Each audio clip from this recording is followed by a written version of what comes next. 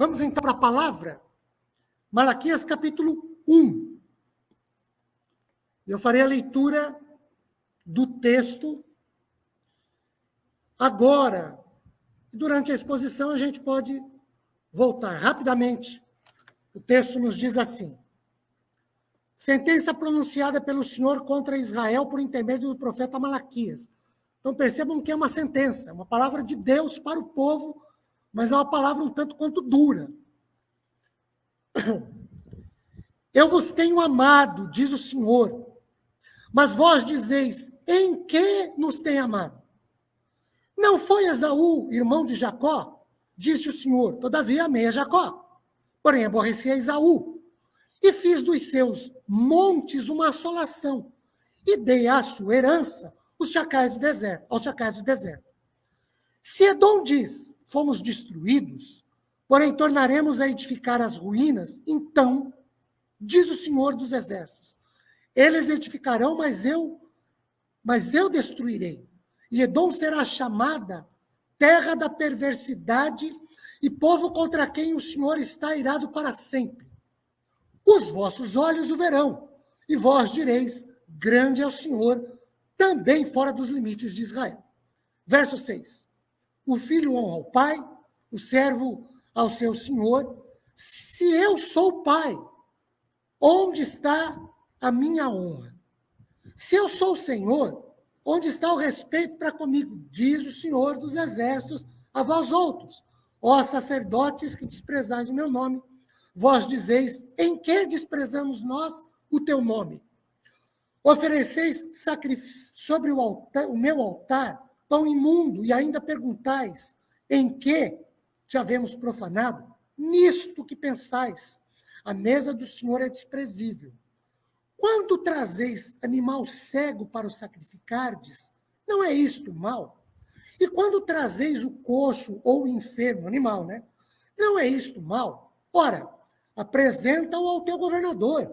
Acaso terá ele agrado em ti e te será favorável, diz o Senhor dos Exércitos. Agora, pois, suplicai o favor de Deus que nos conceda a sua graça, mas com tais ofertas nas vossas mãos, aceitará ele a vossa pessoa, diz o Senhor dos Exércitos. Tomara houvesse entre vós quem feche as portas para que não acendesseis debalde o fogo no meu altar. Eu não tenho prazer em vocês, diz o Senhor dos Exércitos, nem aceitarei da vossa mão a oferta. Mas, desde o nascente do sol até o poente, é grande entre as nações o meu nome. Em todo lugar lhe é queimado incenso e trazidas ofertas puras, porque o meu nome é grande entre as nações, diz o Senhor dos Exércitos. Mas vocês o profanam quando dizem, a mesa do Senhor é imunda, e o que nela se oferece, isto é, a sua comida, é desprezível. E dizeis ainda, que canseira, e me desprezais, diz o Senhor dos Exércitos. Vós ofereceis o dilacerado, o animal dilacerado, o animal coxo e o enfermo. Assim fazeis a oferta. Aceitaria eu isso da vossa mão, diz o Senhor, pois maldito seja o enganador, que tendo um animal sadio no seu rebanho, promete e oferece ao Senhor um defeituoso. Porque eu sou o grande rei, diz o Senhor dos Exércitos, o meu nome é terrível entre as nações. Queridos, hoje, domingo, para uma grande maioria do chamado mundo cristão, é tido como dia do Senhor. Domingo é o dia do Senhor. Existem pelo menos 5 fatos ou bases que nos levam a admitir isso. O primeiro fato, ou base, para nós admitirmos o domingo como dia do Senhor, é a etimologia, que é o estudo da origem, da evolução das palavras. É a disciplina que trata da descrição de uma palavra nos seus diferentes estados de línguas, óbvio, de línguas anteriores, até remontar ao seu étimo ou à sua origem. E aí, etimologicamente falando, a palavra dia do Senhor é de origem, originária do latim, dies dominicus, ou domingo, dia do Senhor. Segundo fato, ou base, para nós admitirmos o domingo como dia do Senhor, é a história. Historicamente falando, o imperador romano Teodósio I, no dia 27 de fevereiro de 380, ele promulgou o que se tornou conhecido como o Edito de Tessalônica. E ele estabeleceu o cristianismo como a única religião do Estado romano, banindo qualquer outro tipo de culto. E aí, no dia 3 de novembro de 383, ou seja, 3 anos depois, passou a denominar o Dies Dominicus, ou domingo, como o dia do Senhor em todo o Império. Então, etimologicamente falando, historicamente falando. O terceiro fato, ou a terceira base, para admitirmos o domingo como dia do Senhor, é a Bíblia, a partir das palavras de Jesus e da sua vida. Por exemplo, a Bíblia diz em Mateus 12, verso 8, Marcos 2, 28, ou Lucas 6, 5, palavras de Jesus quando ele afirma ser Senhor do sábado. E os apóstolos ouviram isso e guardaram isso muito bem. Segundo, porque Jesus afirmou em Marcos 2,17 que o sábado foi feito por causa do homem e não o homem por causa do sábado. Terceiro, porque temos que o Senhor morreu numa sexta-feira. Isso é indiscutível. Ressuscitou no terceiro dia. Fato indiscutível também. Domingo passado, no culto de Páscoa, nós apresentamos esses fatos. Jesus ressuscitou num domingo.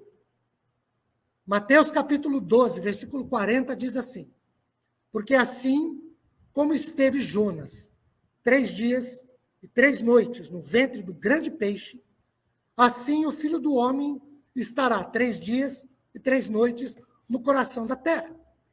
Mateus capítulo 20, verso 19, diz, e o entregarão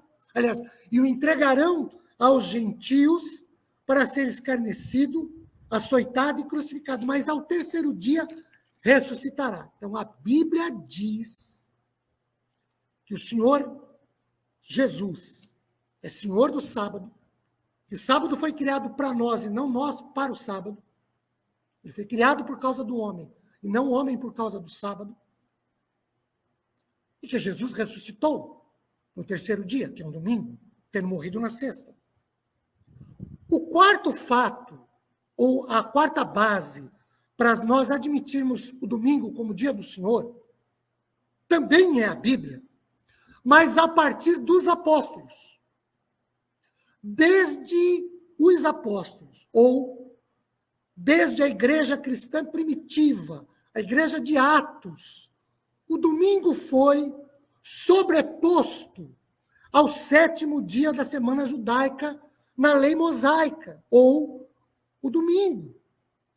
O primeiro dia foi sobreposto ao sétimo dia, ou ao sábado judaico.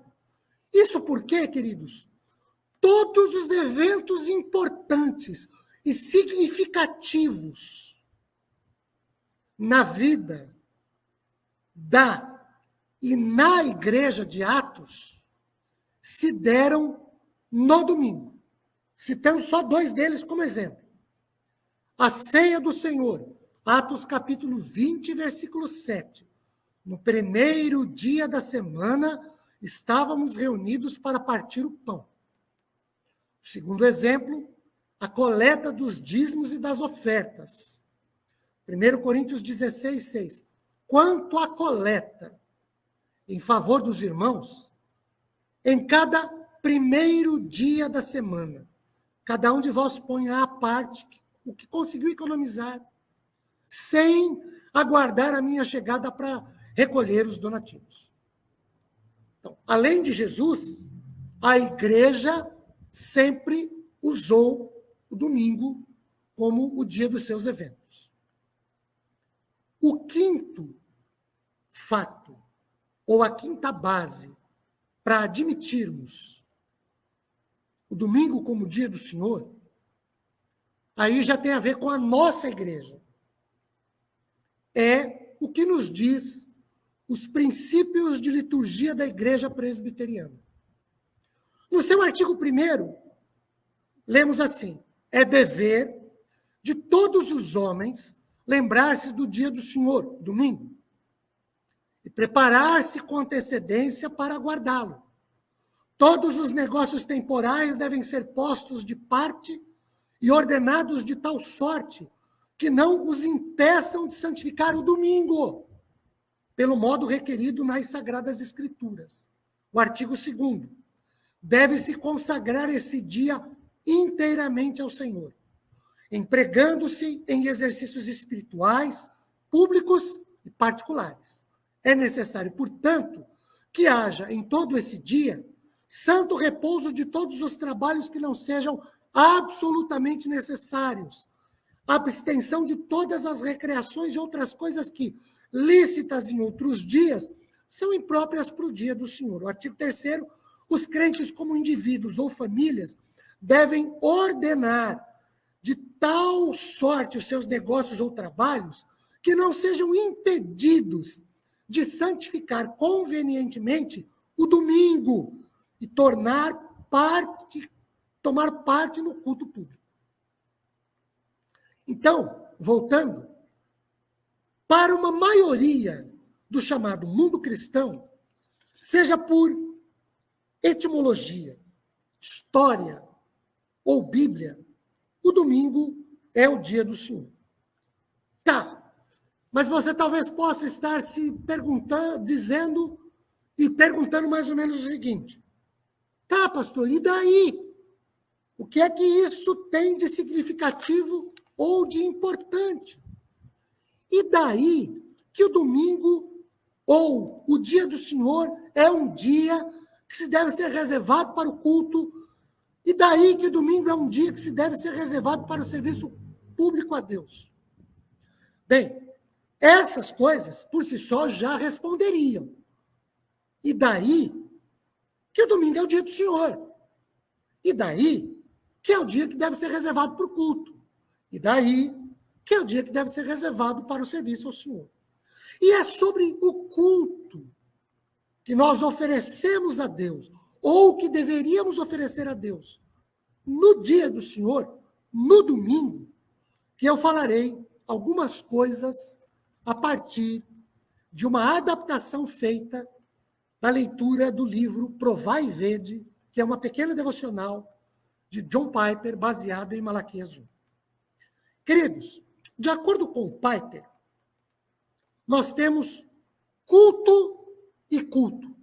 Ou, efetivamente, existem 2 tipos de culto para Piper.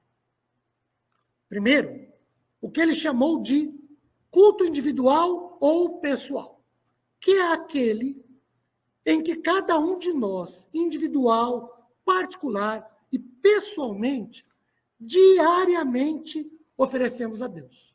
Segundo, o culto congregacional ou público.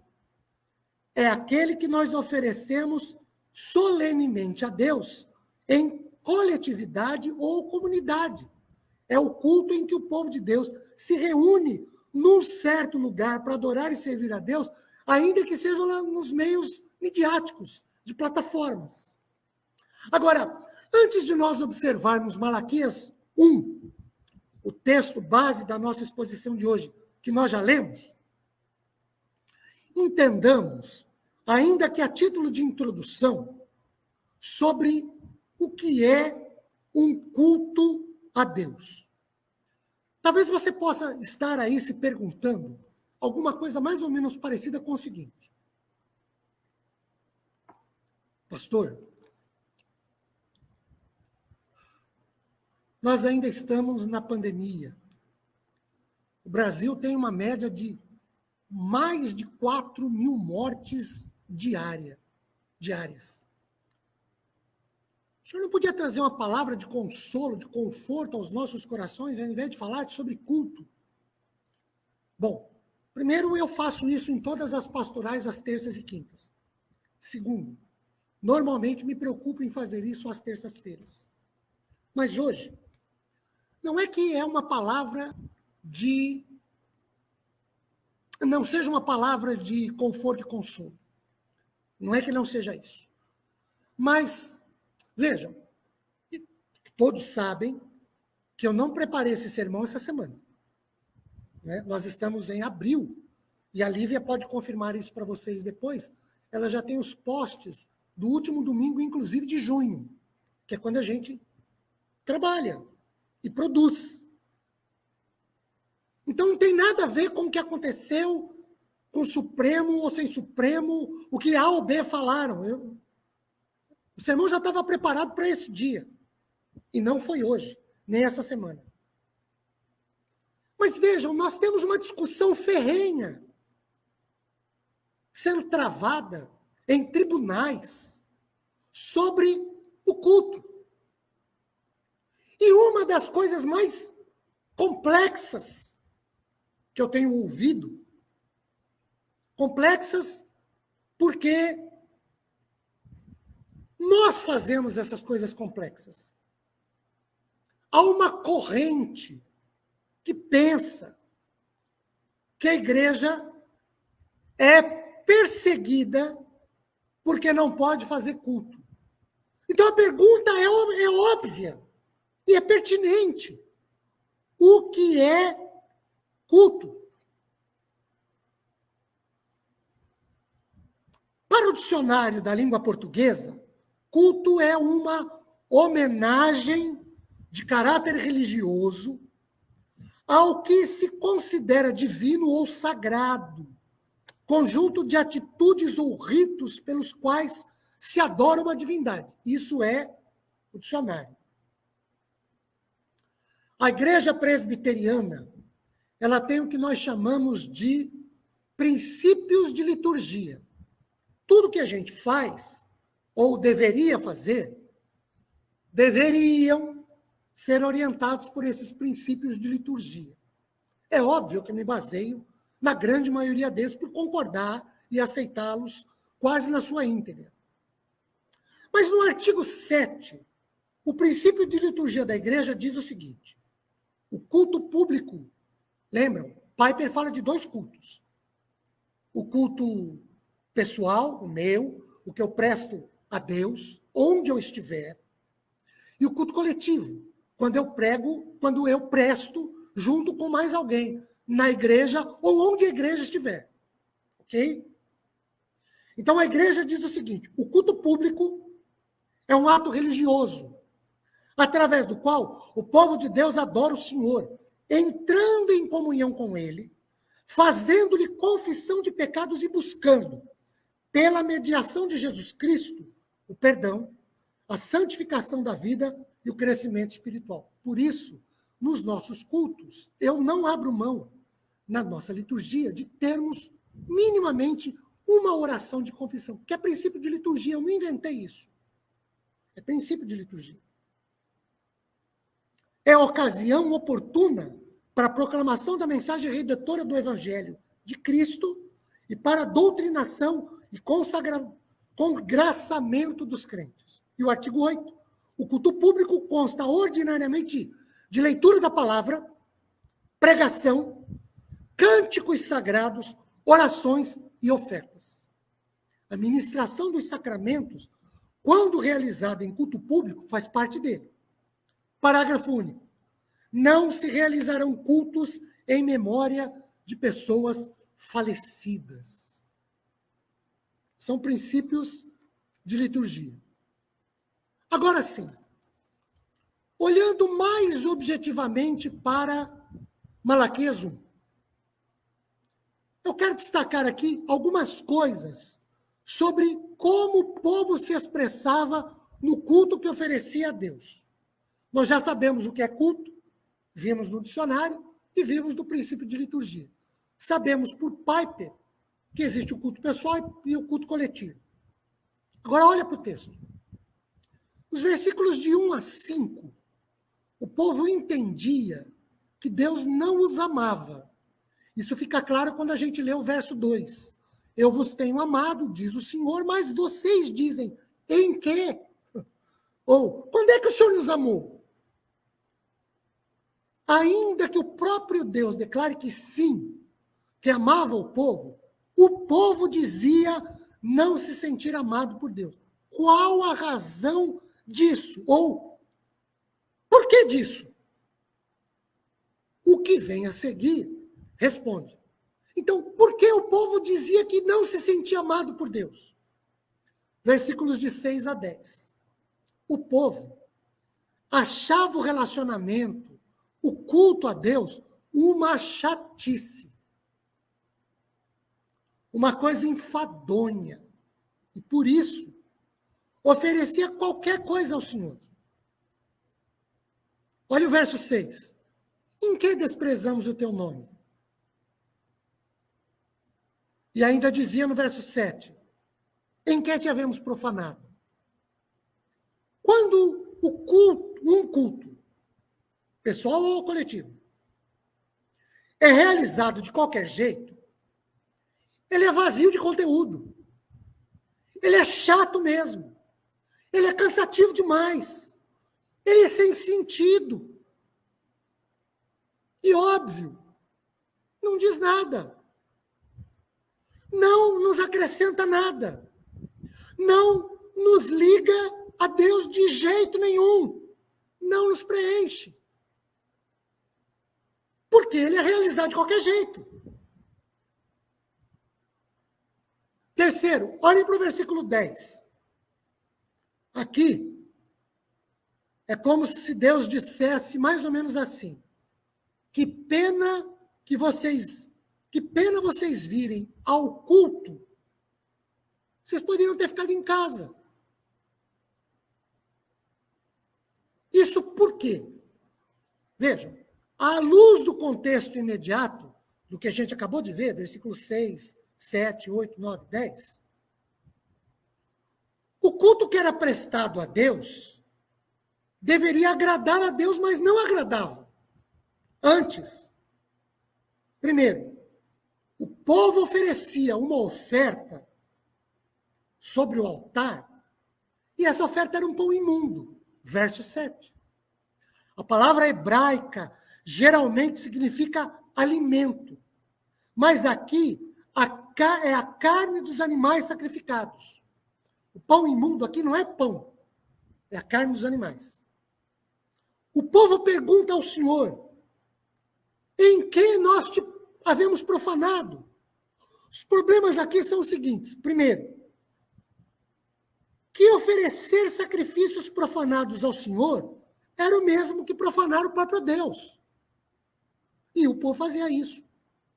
Segundo, não é uma questão pura e simples de um mero ritual, de um mero cerimonial, mas a atitude do coração, a intenção interior, porque eles estavam distantes do Senhor mesmo. Os sacerdotes, que à época eram os intermediários ou os intercessores do povo para com Deus, eram irreverentes. Tendo desprezo pelas coisas sagradas e se comportavam como se Deus não existisse. Eles não estavam nem aí para Deus, queridos.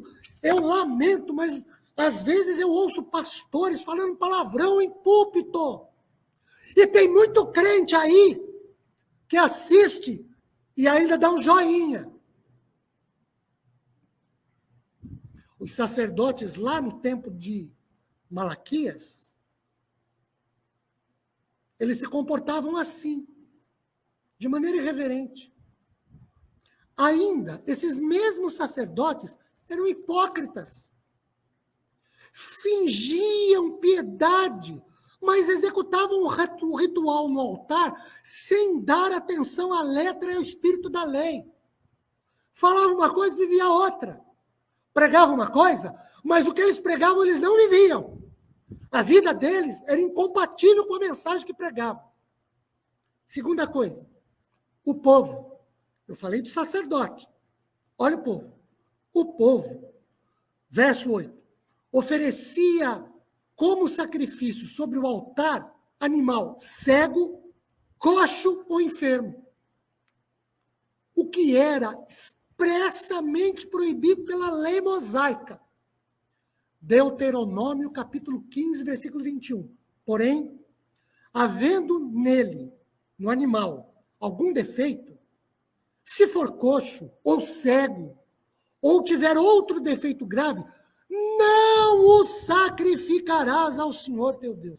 Mas o povo sacrificava. Terceiro, de novo o povo. Olha o verso 3.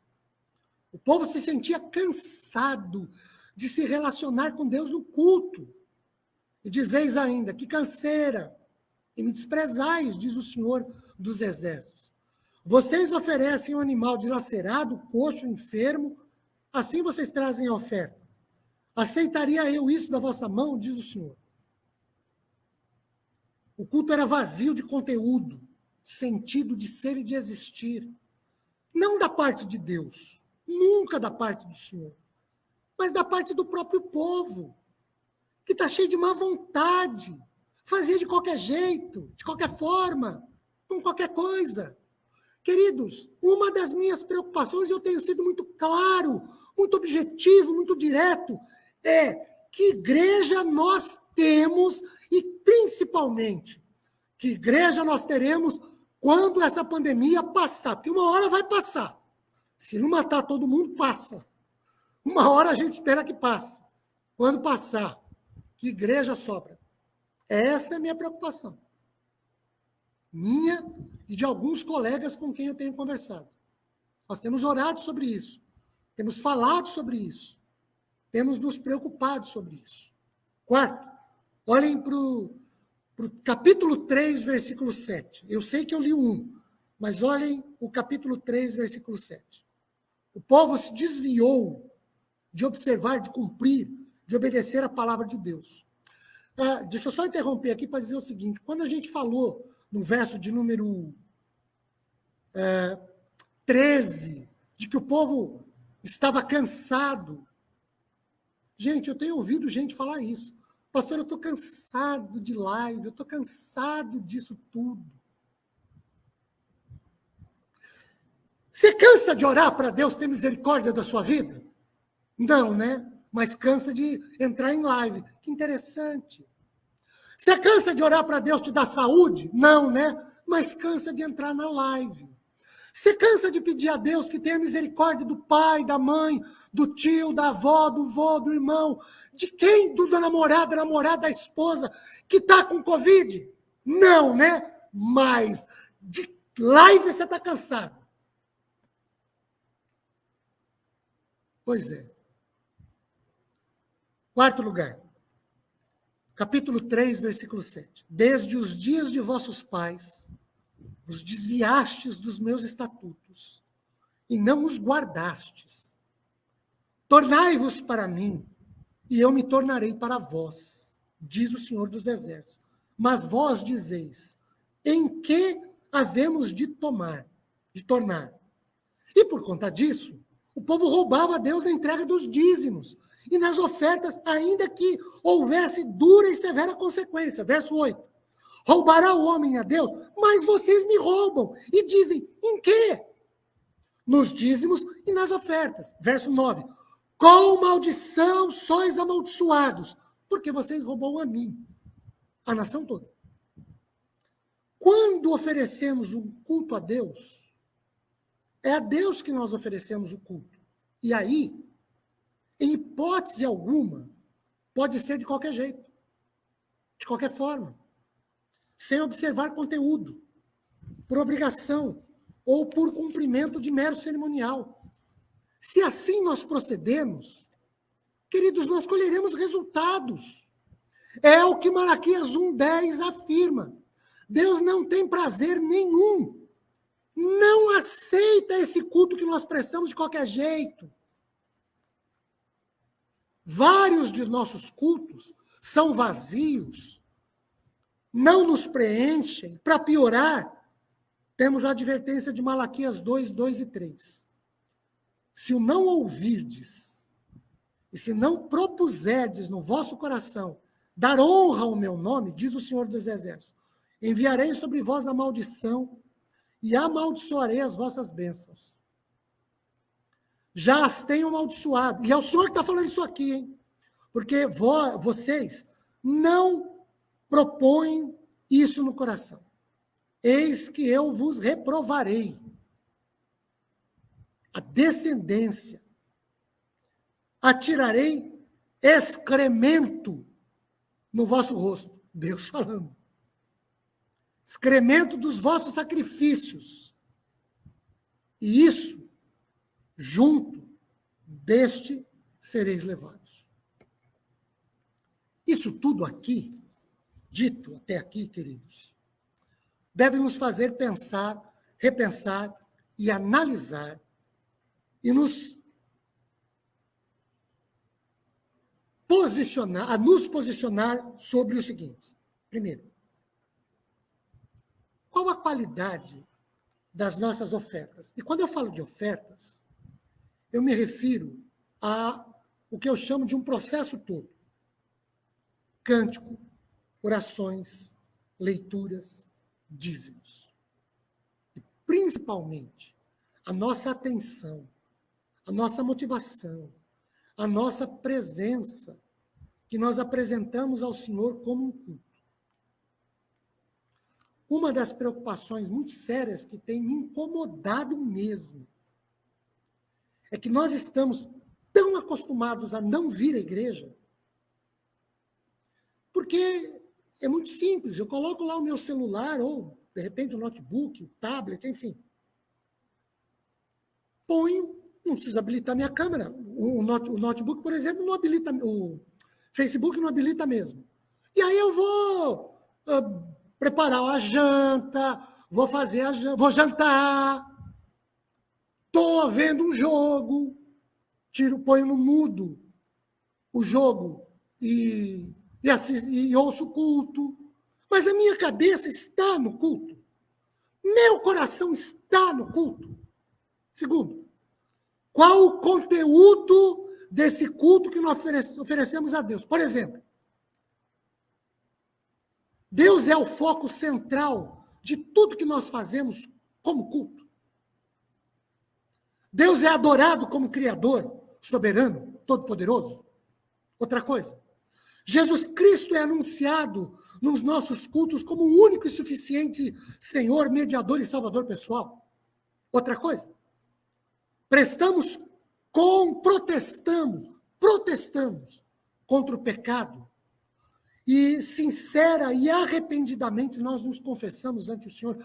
O Espírito Santo é presente nas nossas vidas no dia a dia e se manifesta como regenerador e santificador de nossas vidas. A palavra é nossa regra única de fé e prática.